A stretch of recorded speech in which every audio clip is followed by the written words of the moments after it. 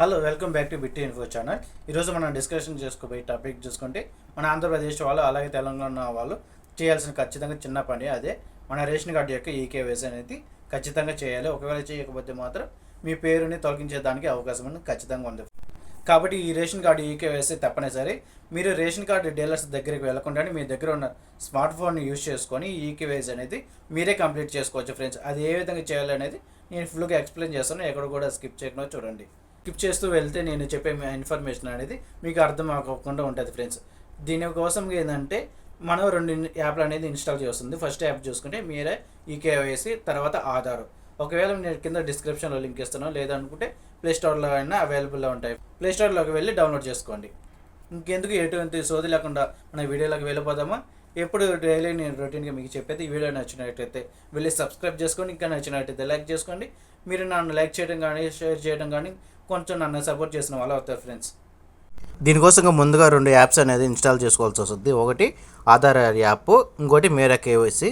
First ముందుగా చూసుకుంటే మేరా KYC అనే యాప్ని ఓపెన్ చేసుకోండి. ఓపెన్ చేసుకున్న తర్వాత హోమ్ స్క్రీన్ అనేది ఈ విధంగా వస్తుంది. తర్వాత ఈ విధంగా లాగిన్ డీటెయిల్స్ అడుగుతుంది. పైన చూడండి రెసిడింగ్ స్టేట్, మీరు ఎక్కడ ఉంటున్నారు. హోమ్ స్టేట్ ఆంధ్రప్రదేశ్ అయితే ఆంధ్రప్రదేశ్ సెలెక్ట్ చేయండి, తెలంగాణ అయితే తెలంగాణ సెలెక్ట్ చేయండి. తర్వాత ప్రొసీడ్ మీద క్లిక్ చేయండి. ఇక్కడ మన ఆధార్ కార్డు అనేది ఎంటర్ చేయాలి.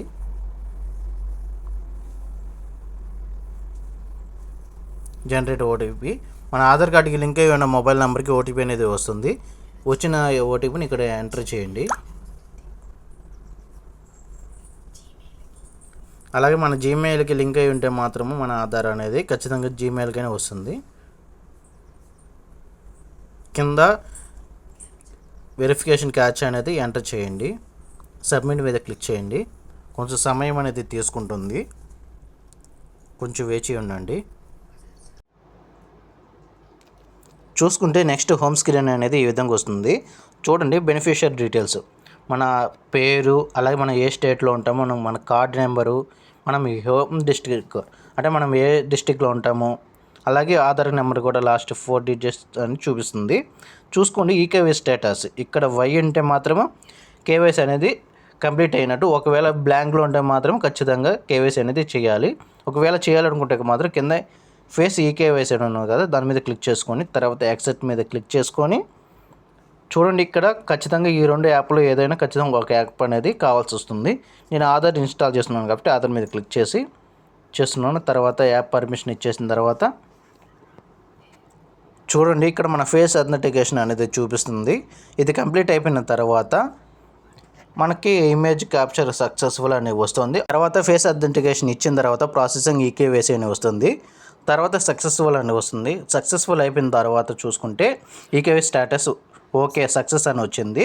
తర్వాత మీద ఓకే మీద క్లిక్ చేసుకోండి. మళ్ళీ లాగిన్ చేయమంటుంది. ప్రాసెస్ తర్వాత మళ్ళీ ఆధార్ నెంబర్ అనేది ఇవ్వాలి. ఓటీపీ మీద క్లిక్ చేసుకోండి.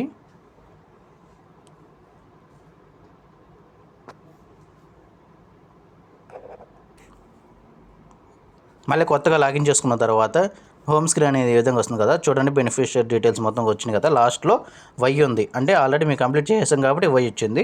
ఒకవేళ లేదంటే మాత్రం బ్లాంక్లో అనేది వస్తుంది. ఈ విధంగా మనము కేవైసీ అనేది మన ఆధార్ యాప్ యూజ్ చేసుకొని మన రేషన్ కార్డు యొక్క కేవైసీ అనేది కంప్లీట్ చేసుకోవచ్చు ఫ్రెండ్స్. ఎంత సింపుల్గా మీరు రేషన్ డీలర్స్ దగ్గరికి వెళ్ళకుండానే మీ స్మార్ట్ ఫోన్ యూజ్ చేసుకుని ఈ కేవైసీ ఏ విధంగా కంప్లీట్ చేయాలో తెలుసుకున్నారు కదా. ఇలాంటి మోర్ ఇన్ఫర్మేషన్ వీడియోస్ వస్తే please subscribe to my channel.